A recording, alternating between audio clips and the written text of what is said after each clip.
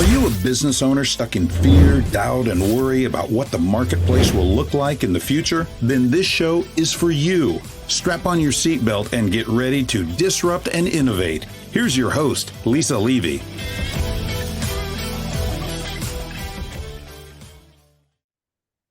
Welcome to another episode of the Disrupt and Innovate podcast, where we delve into the exciting world of groundbreaking entrepreneurs and visionaries who are revolutionizing industries. Today, we have the privilege of hosting a truly remarkable guest, Lorde Astor West. Astor is not your average entrepreneur. She's a force to be reckoned with in the realms of technology and business operations. As the managing member of RadHash, she's been at the forefront of building the autonomous startup and has left an indelible mark on the modern web.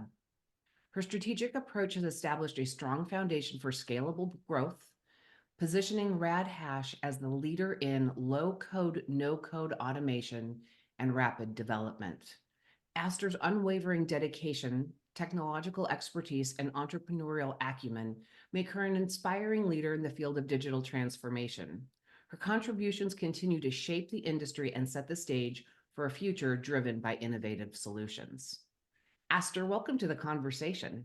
Hi, Lisa. How are you? I'm fabulous. It's so much fun to have these conversations and reconnect with people that we've known along the way, but may have lost a little bit of touch with. Right. Yeah. So will you take us on a little bit on your journey and what it is that you've done through your career and your life experience that brings you to today and what you're doing and why it's so impactful? I started my technology journey kind of in a weird way. I mean, not weird, but I worked for a startup and we did not have a very large staff. In fact, it was myself, someone who helped me, and the two founders. And the two founders really weren't a part of the business, and they had really high expectations for me to bring this thing to life. And through the process, I found that the original business concept that they had come up with wasn't really what the people they were trying to connect with wanted.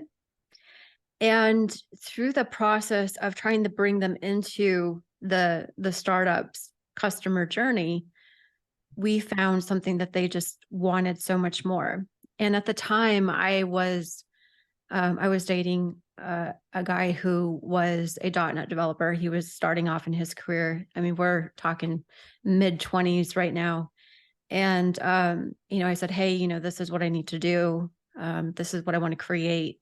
And we built a dynamic web solution. And what it did was it allowed me to connect all of these individuals, give them what they wanted, and do it in a way that was automated. And after that, I was hooked. I was like, we can literally do anything and build and connect these business processes and create these environments that are so much more simple, because I was doing it from an Excel spreadsheet.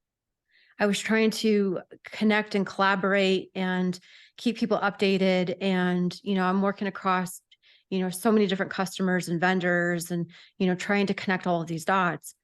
And we built software that did that for us.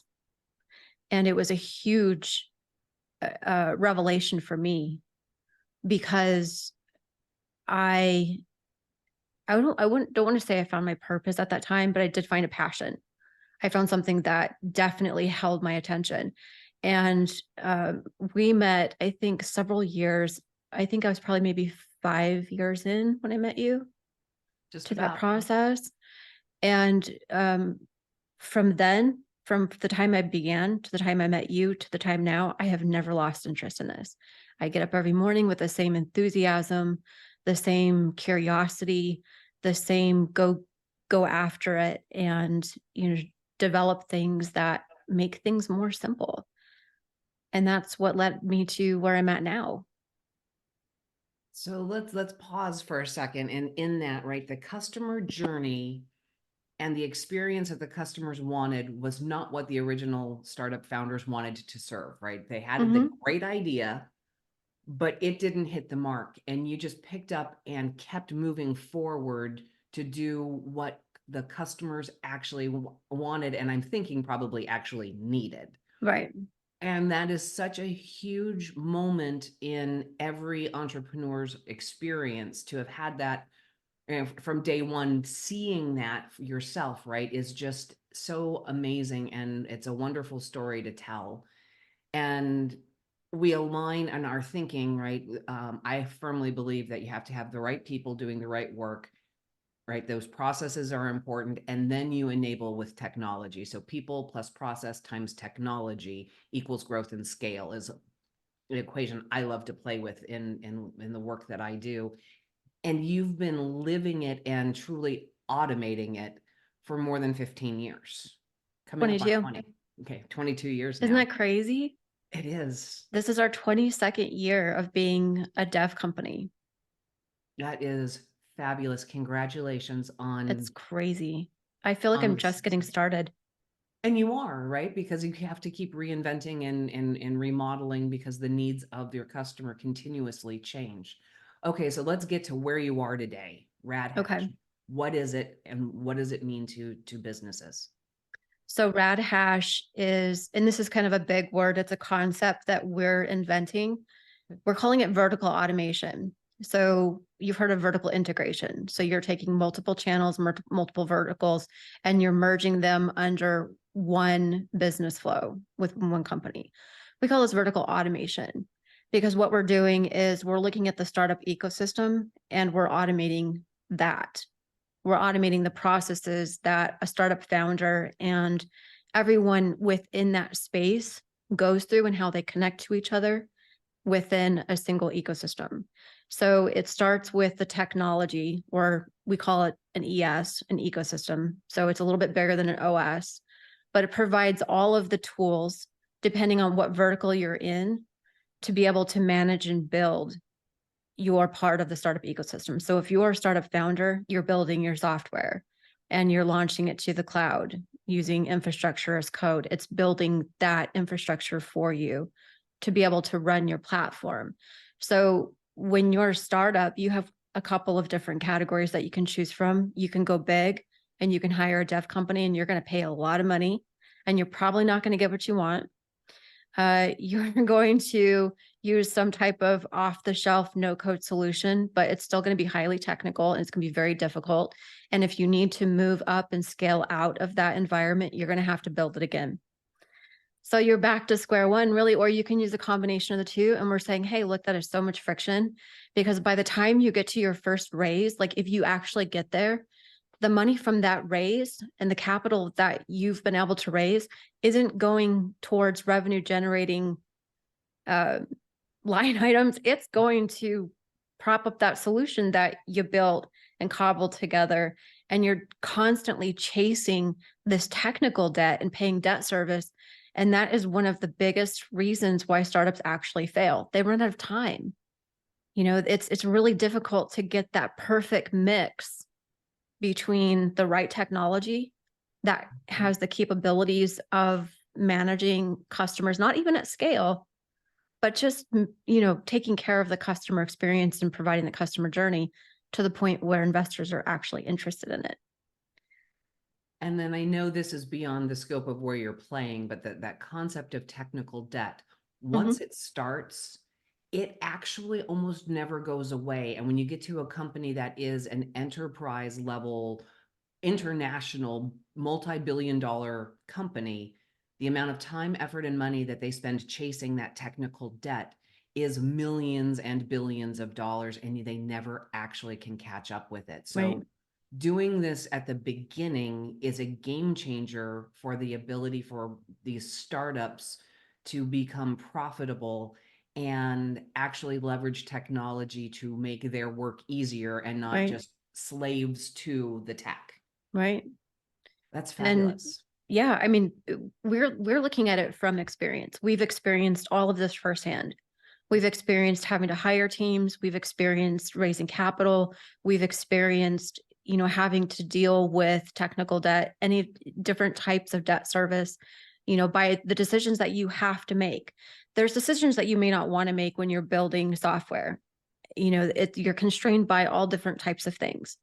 And, by being able to create a standard and create a foundation and a framework that manages that build process and creates it in such a way that it's available to people without technical skill, it takes it past that no code realm. No code realm, that's for developers. It was built for developers. It was built so that you could build things quickly. It still takes an extreme amount of technical skill. It still requires that you understand the process. We want to build that process in.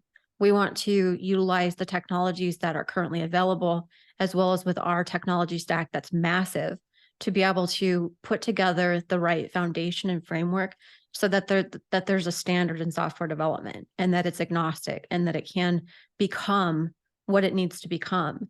And once you do that, you have the capability of, now you can layer on a fractional layer, and you can have individuals that can work across the entire ecosystem without needing to have a large learning curve, because they're working in the same environment practically.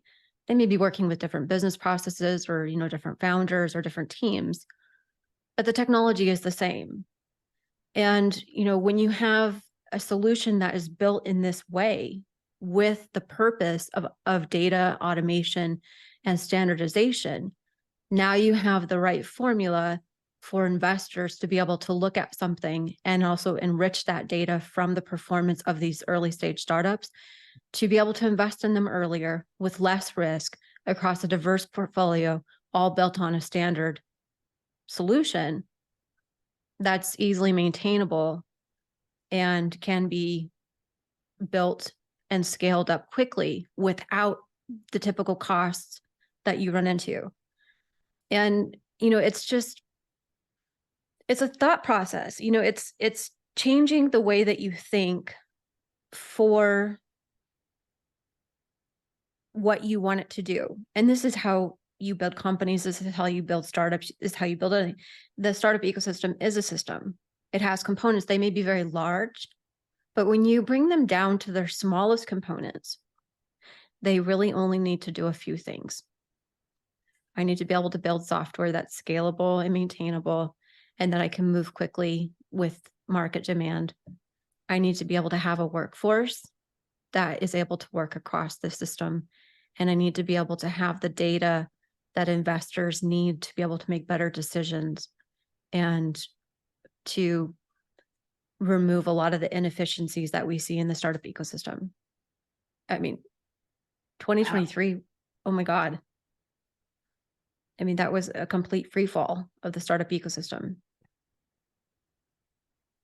In the development of this platform, right, and what we're talking about, right, underlying it, right, we have to be able to build the technology, we have to have the workforce and the people to do it. And I love, right, your next point in this, the data for investors to make decisions. You are an entrepreneur who has gone through this. You are doing and building based on your own experience. Talk with me a little bit about being a female entrepreneur looking for funding from investors. Yeah. I never felt my gender until I started raising capital. So that's a big statement for, first of all, a woman in technology, because we have stories about being the only woman in different places, but to actually say you didn't feel it until you started looking for investors. Tell us about that, because that's an important thing that we all need to be aware of. Well, I think that there's, I had quite, from the business that I built and the technology that I built, I had quite a bit of privilege. We were 100% referral 2 years in, and it never stopped. When you do and you work hard and you want to provide a great product for your customers in all ways, that builds a reputation. And we had some really, really large customers and amazing opportunities when we built custom. But when we started raising capital, it's a very archaic, very misogynistic environment. And when you're talking about money and you're raising money, there's a disconnect between what the investor thinks in their mind and what's actually happening. I'm selling you a piece of property. This is digital real estate. You're not buying me. You're I know you invest in my abilities and my capabilities, but you're not physically buying me. And there's this, in my experience, that was how I felt. I felt that, they were critical about my capabilities as a woman. That, my husband is an attorney, and that their expectations were that I would just simply give up and go back to being a housewife because I had, and these are not what I'm explaining are actual experience. These are words that came out of people's mouths, that we don't invest in people like you because we're afraid that you're going to go back to being a housewife. I've never been a housewife. I mean, at the time I had just gotten married, and my husband, as an attorney, most of his work is on the companies that I build. So, I'm not going back to anything. And if I were to go back to anything, it would be going back to being an entrepreneur, which I was very successful at. So the disconnect between my success as an entrepreneur building software for, 20 some odd years, or I guess back then it was, 17 years, 15, whatever. It's been a while, but More than enough time to be exactly and capable and not have those questions thrown. And let me use my words very specifically. It is so abhorrent to me that the fear of a woman going back to being a housewife is even a conversation in an investment situation. That is just so disgusting. Oh my God. I think probably what's important is that it wasn't just once, it was multiple times across different individuals. And, sexual harassment, inappropriate touching. I mean, it literally runs the gamut. I had never experienced that. There's this power dynamic that happens, and it's really difficult to understand. Interestingly, going forward with the raise that we're currently going through right now, the experience is much different. And the experience is different because the experience that we had before, we actually hired an IR, which is an investor relations individual broker, to be able to bring us into different conversations, family offices, things like that.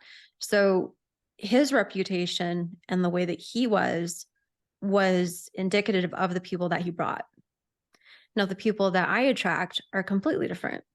And so the dynamic is different. The respect is different. I have yet to experience any type of what I experienced previously. And I think that it just, the circles the company you keep and the circles that you run in is who you are. And I think that was very telling. And I thank you for sharing kind of both experiences, right? Because I think both are still very real, depending on where you are and what's happening. And we also can see the data, right? The number of dollars going to female founded businesses versus male founded businesses is still askew. And that's a systemic problem, but you are successfully, right, going through a raise again. I wanted to take a moment and kind of follow that thread because you are a female entrepreneur, and it's important. As you're building and growing now, what are some of the setbacks and the roadblocks that you're facing, and how are you working through them to continue? I think time. There's a phenomenon that happens when founders raise money, is that you have to step away from the business, and fundraising becomes a full-time job. It's completely acceptable in the startup ecosystem that you're going to have 100 to 200, 300, 500 meetings before you close your round. To me, that's completely unacceptable. I mean, that shows that there's a lack of standardization. It shows that there's a lack of data. But on the investor side, we have to take into consideration that they're sifting through 2,000 to 3,000 different decks, and being able to find a quality investment is really difficult, because a lot of founders don't do their due diligence. They don't segment their investors. They don't create an investor profile. They don't follow a sales process, because a lot of them are not from that realm. They are new business people. And, this is something that, we recognize as something that we can automate and that we can diminish through our system. But until that system is built, here we are. And I sometimes I laugh and say, this is the last time we're going to do this, because the next time we raise is going to be on our own funding exchange. And so the time and effort is so extraordinary and is such a massive block, because I have to create content. I have to still work on our technology. I have to manage and, update investors. We have close to, I haven't counted, I haven't gone into the database yet, but we have close to 150 founders that want to build on the stack. And they're in our beta realm, and, it continues to grow every single day. But, when you are a business, and the second you start bringing in any type of customer, whether that be a wait list or a future person, something has to happen with that, and it creates operational load. So, it's a constant balancing act of raising money, building the business, meetings, attracting, working on your deck, because you never start out with the same deck. And, just refining and getting the message and the story straight so that it's deliverable.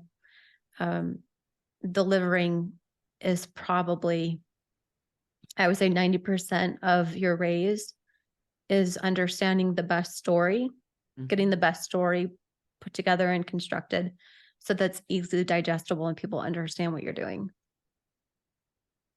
Isn't that the truth, right? Being able to tell us an impactful story is important in so many aspects of running our business, but right, it connecting with people on an emotional level will drive the decision for them to invest in what you're building. Because if they don't connect with it, they're never going to put money towards it. Right. When you stop and look into the future, 5 years from now, what does that future look like? 5 years from now, we should be preparing for an IPO. This is the kind of company that can sustain that type of growth. Its exit strategy should go in that direction. And, if we're correct in applying our strategies and sales strategies and distribution channels and go to market, all of those things, as we've done in the past, with the results that we've seen from what we've done in the past and the platforms that we've already built, then we should be able to reach the numbers that we've put out there. And it's an interesting dynamic, because right now it feels like we're going pretty slow, but we're also building the business too. And it's definitely trackable. And if I could just go down that road just a little bit,